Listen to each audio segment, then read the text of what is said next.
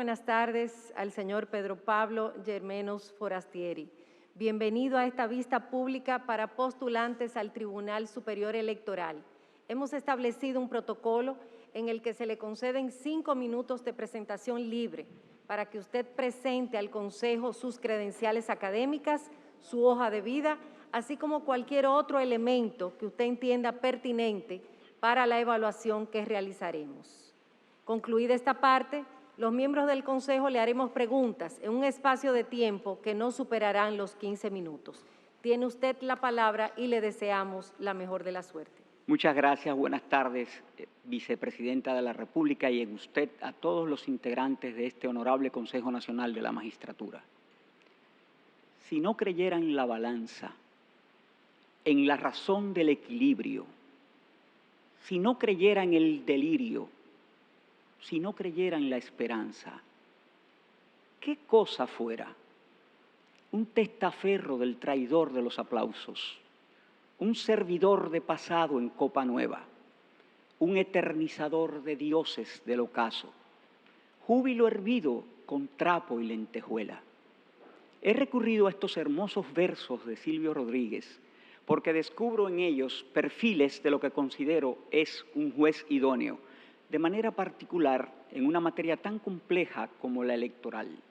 Una persona con capacidad de discernir entre el momento en que debe hablar y que debe callar, con una trayectoria pública y privada límpida, consciente de las deficiencias del pasado y siempre dispuesto a superarlas.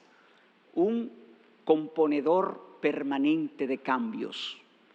Con toda humildad, honorables, les digo que en sentido general me considero una persona provista de muchas de estas cualidades. Pero permítanme no ser yo quien enarbole las razones que fundamentan la afirmación que acabo de hacer, porque proceder de esa manera no lo consideraría adecuado. Ustedes tienen mi hoja de vida y ahí pueden constatar el grado que he obtenido, las maestrías realizadas, los estudios en universidades y centros académicos nacionales e internacionales, las publicaciones realizadas, los puestos públicos desempeñados y además tienen las motivaciones expuestas por más de 15 organizaciones de la sociedad civil que me han honrado postulando mi nombre y pueden también recabar referencias de personas que puedan ser consultadas. Opto, en cambio, por destinar este tiempo a compartir con ustedes los motivos que me impulsan a ser miembro del Tribunal Superior Electoral. Quiero aunar mis esfuerzos a los de mis compañeras y compañeros de pleno para trabajar en un eje que me parece fundamental, que es impulsar las reformas estructurales que requiere el Tribunal Superior Electoral, lo cual va a implicar un conjunto de reformas legislativas a las cuales le sería muy útil que el Tribunal sea dotado de la iniciativa legislativa. Estos cambios estructurales del Tribunal los concibo en las siguientes direcciones. Primero, una reforma profunda a la ley orgánica del Tribunal Superior Electoral, de tal manera que sus competencias y atribuciones queden claramente establecidas y se sienten las bases para que en un futuro el Tribunal Constitucional, apoderado de nuevas acciones de conflictos de competencia entre el Tribunal y la Junta Central Electoral, pueda fallar en direcciones contrarias a los precedentes vigentes que están siendo muy nefastos para la competencia y las atribuciones del Tribunal Superior Electoral. Con esta reforma, creo que el Tribunal Superior Electoral se puede convertir en el órgano constitucional que tiene el deber de preservar la democracia dominicana, consolidar nuestra institucionalidad, sobre todo en lo que tiene que ver con el sistema de partidos políticos, y crear las bases de una participación política caracterizada por la libertad, la transparencia y la equidad. Creo que ha llegado la hora de poner punto final a la dualidad de competencia de las juntas electorales. No pueden continuar siendo administrativas y contenciosas, porque esto va en contra del rediseño que se hizo con la creación del Tribunal Superior Electoral. Me parece que la competencia penal del Tribunal Superior Electoral tiene que ser traspasada a la jurisdicción ordinaria. Hay que rediseñar el concepto de rectificación judicial de actas del Estado civil de tal manera que se disminuyan los expedientes en el Tribunal Superior Electoral y se incrementen las rectificaciones administrativas por parte de la Junta Central Electoral. Por último, una redimensión de la parte tecnológica del tribunal, de tal manera que los servicios digitales que éste ofrece, incluyendo audiencias cuya presencialidad no sea estrictamente necesaria, se puedan elevar. Me someto a sus preguntas, no sin antes, honorables, parafrasear al presidente Bosch y decirles que, de ser electo juez del Tribunal Superior Electoral, en mis manos la democracia y la justicia electoral no perecerán. Muchas gracias. Muchas gracias a usted. Le cedemos la palabra al magistrado Luis Henry Molina Peña. Muchas gracias, señora vicepresidenta. Buenas tardes, doctor Pablo Germeno. Un honor poder tenerlo aquí esta tarde. Muchas gracias. El honor es mío, honorable. En la sentencia número 135-17 del Tribunal Constitucional, le fue reclamada la violación de las garantías procesales por parte del Tribunal Superior Electoral en razón de la no celebración de una audiencia para conocer un recurso de apelación. El Tribunal Constitucional rechazó el recurso, indicando que las circunstancias particulares imperantes en el momento, es decir, el desarrollo del proceso eleccionario y la consecuente existencia de plazos perentorios, justificaba la limitación de las garantías procesales en los términos que se hizo. ¿Qué usted piensa sobre este criterio? ¿En cuáles condiciones pueden limitarse las garantías procesales en materia electoral?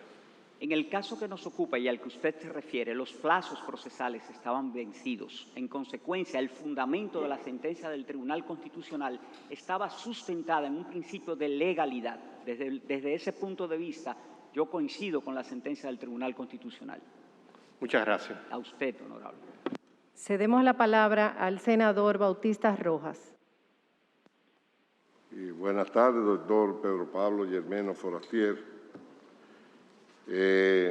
Escuchándolo, alabo la visión de futuro que tiene usted frente a este órgano constitucional, las reformas, las adecuaciones, pero sucede que usted se va a encontrar, si es electo miembro de este tribunal, con unos temas de día a día. Caso de los diputados que acuden de una manera bastante numerosa a reclamar el tema de la aplicación a su candidatura del método de Holmes. Entonces, esa es una de las realidades por las cuales acuden con más frecuencia, se acude a ese alto tribunal. Entonces, me gustaría que usted me opine sobre el tema del método de Holmes. Muchas gracias, senador.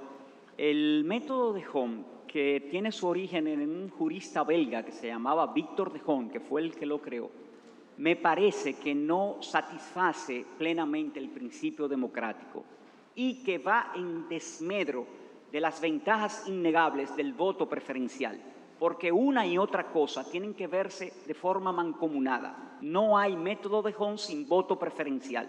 Entonces, el método remite a que lo primero que se haga sea determinar la cantidad de escaños que le corresponden a cada partido político en función de la votación obtenida para obtener un cociente electoral que permita ver a cuáles partidos y cuáles diputados van a ocupar esas curules. ¿Qué resulta? Que dado que el voto preferencial permite que usted vote por un diputado determinado de manera preferencial, pero vote por un senador de otro partido, ese voto del diputado no se le computa al partido del diputado, porque ese voto pertenece al partido del senador. Entonces, a la hora de distribuir los escaños, puede ocurrir lo que para mí es una aberración democrática, que una persona que haya obtenido mayores votos preferenciales no sea electo en contra de otros que obtuvieron menos votos, pero que a su partido le corresponden más diputados. Me parece que eso no es democrático. Yo tengo una propuesta al respecto. Me parece que la solución estaría en modificar la estructura de votación actual en la legislación dominicana y hacer pasar el proceso de listas cerradas y desbloqueadas a listas abiertas. Las listas cerradas lo son porque usted solo puede votar por el diputado de un partido. Son desbloqueadas por suerte porque usted no tiene que votar en el orden que el partido le estableció, como era antes. Entonces, ¿qué yo propongo? Que sean convertidas en listas abiertas, donde el elector pueda votar por el diputado que quiera, y no solo por uno, sino por tantos diputados como tenga la circunscripción a la cual él pertenece. Yo creo que esa sería la solución del problema y eliminar el método de Home. Muchas gracias, doctor. A usted, senador. Cedemos la palabra al diputado Alfredo Pacheco. Buenas tardes, doctor. Buenas tardes, presidente. Usted sabe que nuestro sistema electoral está sustentado básicamente en las últimas dos leyes que le dieron vida, y se quiso con ellas un poco modernizar y modificar el sistema electoral, situación que, opino yo, no se logró en su totalidad porque estas leyes, tanto la 3318 como la 1519, le faltaron muchas cosas. Al final hubo que aprobarlas y quedaron algunas incongruencias que los tribunales luego también se encargaron de determinar algunas inconstitucionalidades. Entonces, mi observación es, o mi petición es a usted, a ver si usted nos puede hablar un poquito, brevemente, de la ley de partido y la ley del régimen electoral, su diferencia y su opinión sobre estas importantes leyes. Y de paso, tal vez estoy siendo muy amplio, si usted está de acuerdo o no con que se conforme un código único electoral. Si me permite, presidente, voy a empezar por la última parte. Yo estoy de acuerdo con la codificación electoral y, en consecuencia, me voy a referir a lo que yo considero que son aspectos importantes que tienen que contener ese código electoral para regularizar indiscutibles contradicciones que hay tanto en la ley del régimen electoral 1519 como en la 3318 de partidos políticos. Mire, hay muchísimas cosas por hacer. La pérdida de la personería jurídica de los partidos políticos, ese es un tema que está absolutamente confuso en la legislación y eso hay que aclararlo, porque cuando usted examina las diferentes causales de pérdida de la personalidad jurídica, usted se confunde y dice, ¿por cuál aplico? Porque puede aplicar una y no aplicar otra, y eso es realmente algo que hay que esclarecer. El tema del financiamiento de los partidos políticos, eso hay que ponerlo muchísimo más claro. Sí, no quedó claro. Para nada. El término de los gastos de campaña, eso también hay que intervenirlo porque desde mi punto de vista son excesivos en función de los gastos por persona en el padrón electoral. El tema de la cuota de género, eso tiene que ser esclarecido para que no sucedan casos como la acción que se llevó ante el Tribunal Superior Electoral de una candidata a diputada de una provincia del este que entendía que a ella le correspondía la diputación por la cuota de género al motivo de que ella había sido la segunda persona más votada en las primarias internas de su partido. Pero el Tribunal Superior Electoral, desde mi punto de vista, de manera correcta, le dijo, sí, usted quedó en segundo lugar, pero nosotros no podemos asignarle a usted la diputación porque entonces eso iría en desmedro de la potestad de reserva del partido político. Nosotros lo que le podemos decir al partido político es que tiene que agotar su reserva con una mujer, pero no le podemos decir cuál es esa mujer. Correcto. Y así como esas que he señalado, podríamos pasarnos la tarde mencionando Y por ejemplo, cambios. en las reservas, es un tema que está por resolver, colocar si es femenina o es masculina en virtud de que la ley establece ni menos de un 60 ni más de un 40 y con eso nos evitamos muchas situaciones. Sí, porque aquí se ha tratado, y yo estoy de acuerdo, el tema de que si las reservas, las candidaturas reservadas deben ser impactadas por la cuota de género, y yo creo que sí, debe ser así. Así es. Ahora, en el caso de no serlo, entonces habría que darle cumplimiento a la sentencia del Tribunal Superior Electoral que determina que cuando con la reserva no se cumple con las cuotas, hay que cambiar la candidatura reservada para poner sea un hombre o una mujer y de esa manera darle cumplimiento a la proporcionalidad. Muchas gracias de A mi parte. usted, presidente. Cedemos la palabra a la magistrada Nancy Salcedo. Gracias, vicepresidenta. Muy buenas tardes, doctor Yermero. ¿Cómo usted se siente? Bien, magistrada, muchas gracias. Entonces usted es italiano, ¿verdad? Yo soy nieto de italiano por mi lado materno, Oh. pero mis padres nacieron aquí. Y amante de la nueva trova cubana, porque vi que inició con Silvio. Así es, honorable. Bueno, toda esta época estamos alineados por ahí. Tomando lo que usted dice de que parte de las ideas que usted tiene en caso de llegar al tribunal es la redimensión en cuanto a la tecnología, la reforma a la ley orgánica, la 2911. Entonces, mi pregunta va en esa dirección.